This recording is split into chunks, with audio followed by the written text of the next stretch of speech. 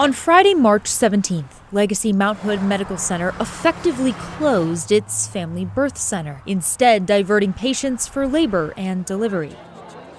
It's a move many had been rallying to stop. All of the nurses are here tonight in support, in honor of, and in hope that Legacy will change their mind. In order to close the birth center, the hospital system needed a waiver from OHA, one they didn't have then and still don't have now, after health leaders Wednesday denied their application. Officials determined Legacy Mount Hood did not meet any of the criteria required to permit the closure, such as maintaining patient services and safety and reflecting community needs. So those are the things that we were looking for in the waiver approval process. OHA's public health director, Rachel Banks, explained the goal now is to bring the hospital back into compliance. She noted this birth center served historically underserved populations, patients with limited English proficiency, with few or no prenatal visits,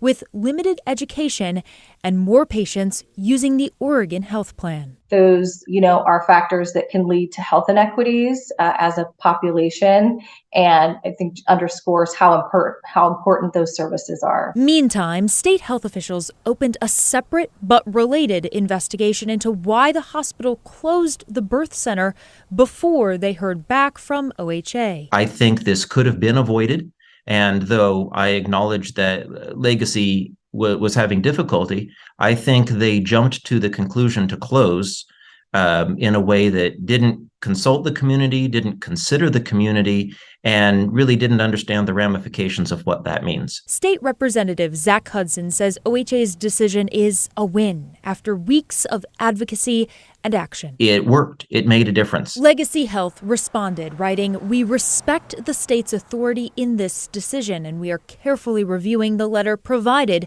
by the Oregon Health Authority, and that in the meantime, the Mount Hood Family Birth Center will remain on divert status due to the lack of adequate physician staffing to provide safe patient care."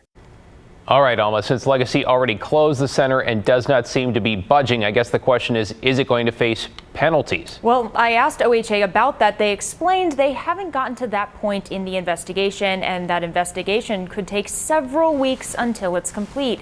Down the line, if Legacy Health does not reopen the birth center, it could impact their hospital license as well as their ability to get reimbursed by Medicare and Medicaid.